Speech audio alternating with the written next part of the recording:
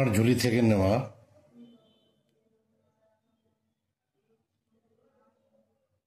তিন রানী ও পাহাড়ি ফুল। এই গল্পটির প্রথম অংশ পড়েছি, আজকে দ্বিতীয় অংশ পড়ব। প্রথম অংশের সারাংশটা একটু বলে নি।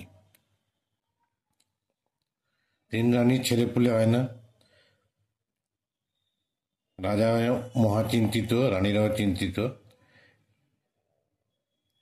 এই সময় এক সন্ন্যাসী এসে তাদের একটি উপায় বলে।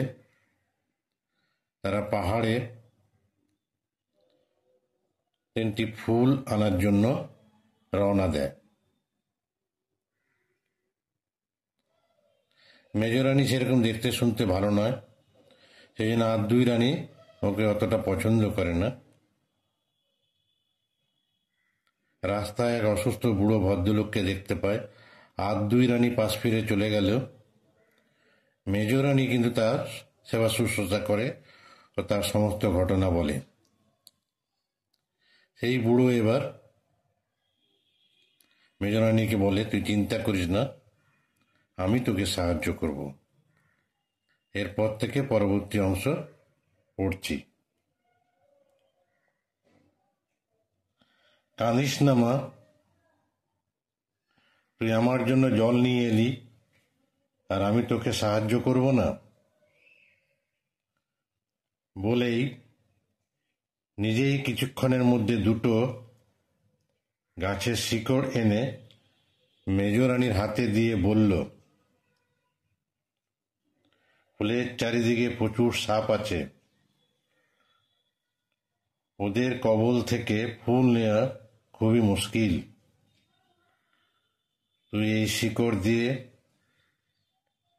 সাপদের দেখাবি, ওরা সঙ্গে সঙ্গে তোকে রাস্তা ছেড়ে দেবে। এরপর তুই ফুল তুলবি। মেজরানী সব শুনে বলল,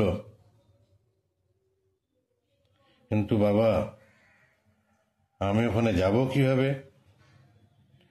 বুড়ো সঙ্গে সঙ্গে পাশ থেকে এক জোড়া জুতো এনে বলল, মা, এই জুতো জোড়া পরে নে, তারপর মনে মনে বল, তিন ফুলের বাগান, দেখবি সঙ্গে সঙ্গে পৌঁছে গেছিস। মেজরানী বুড়োকে প্রণাম করে জুতো জোড়া পরে মনের কথা মনে মনে বলল, তিন ফুলের বাগান। চোখের নিমেষে মেজরানী এসে হাজির হলো পাহাড়ের ওপরে তিন ফুলের বাগানে। মেজরানী এসেই চারিদিক ভালো করে লক্ষ্য করল। সত্যই মাত্র তিনটি ফুলের বাগান। চারপাশে রুক্ষ পাথর পড়ে আছে, আর পাথরের মাঝখান দিয়ে বের হয়েছে কেবলমাত্র তিনটি ফুল। ফুলের কোনো পাতা নেই।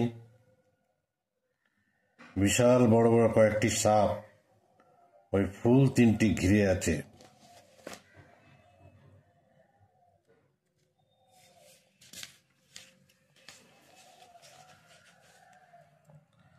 মেজরানী ফুল তিনটি ভালো করে দেখে অপর দুই রানীর জন্য অপেক্ষা করতে লাগলো।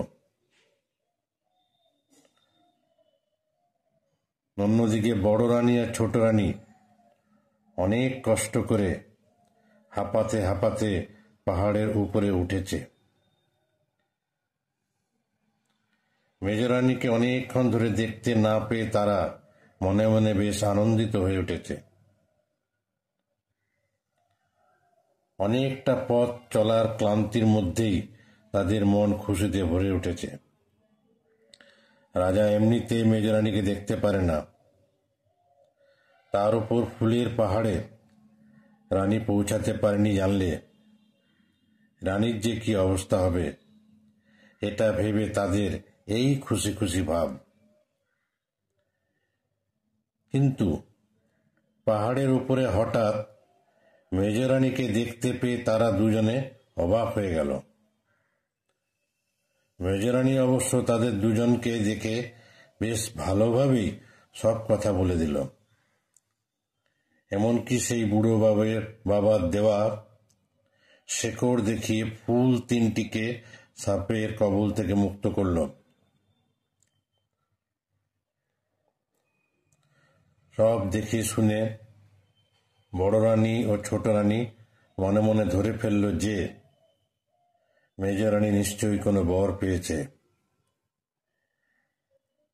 এই অবস্থায় মেজ রানী যদি ফুল খেয়ে ফেলে তাহলে নিশ্চয়ই কোনো বর পাওয়া ছেলে জন্মাবে। এই অবস্থায় দুইজনে পরামর্শ করে মেজ রানী ফুল খাওয়া বন্ধ করে দেওয়ার জন্য মিষ্টি কথা বলল। মেজ, তুই তো কালো, তাই ফুল খেলেও তোর ছেলে কালোই হবে। অন্যদিকে আমাদের ছেলে ফর্সা হবে। তুই এক কাজ কর, তুই ফুল খাস না, আমরা খাই, আমাদের ছেলে হোক। অবশ্য আমাদের ছেলে মানেই তো তোর ছেলে, তুই তাকেই আদর করবি, ভালোবাসবি। কিন্তু কালো ছেলেকে তো রাজা কখনোই ভালোবাসবে না, এতে তুইও দুঃখ পাবি।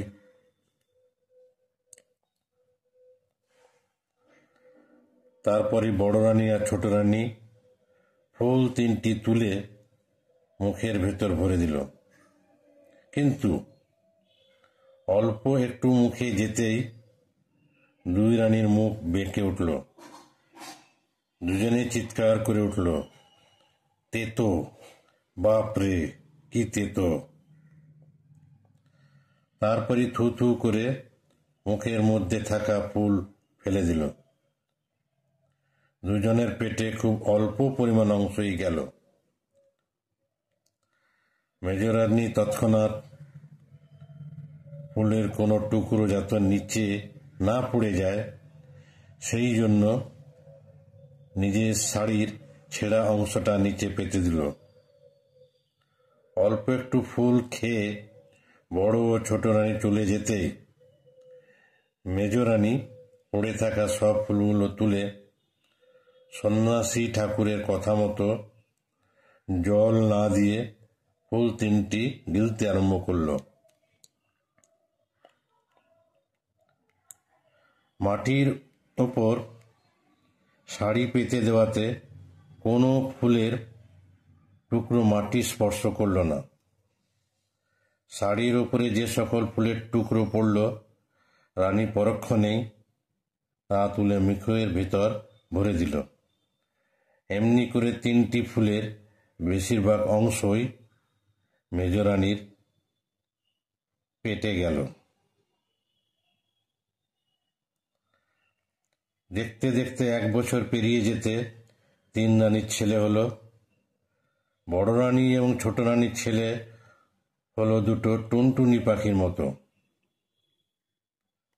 ছোট, নরম, তুলতুলে চেহারার। কিন্তু মেজ রানীর ছেলে হলো বেশ বড়, একেবারে দেবশিশুর মতো। গায়ের রং হলো দুধের মতো, মাথা ভর্তি কালো চুল, এমনকি জন্ম থেকেই কথা বলতে পারে। এদিকে অন্য 2 রানীর গর্ভে পাখির ছানার মতো 2 সন্তান জন্মানোতে রাজা গেল ভীষণ রেগে। যে মেজ রানীকে এতদিন ধরে রাজা তাচ্ছিল্য করত সেই মেজ রানীর কোলে ভাবী রাজপুত্র জন্মানোতে রাজা মেজ রানীকে প্রচুর উপহার দিল। অন্য 2 রানীর মেজ রানীর ওপর খুব হিংসা হলো। তারা 2 জনে সলা পরামর্শ করে রাজপ্রাসাদে রটিয়ে দিল মেজ রানীর কোলে দৈত্য সন্তানের জন্ম হয়েছে। আজ এই অবধি, শেষাংশটা এর পরের দিন বর্ণনা করব। ধন্যবাদ।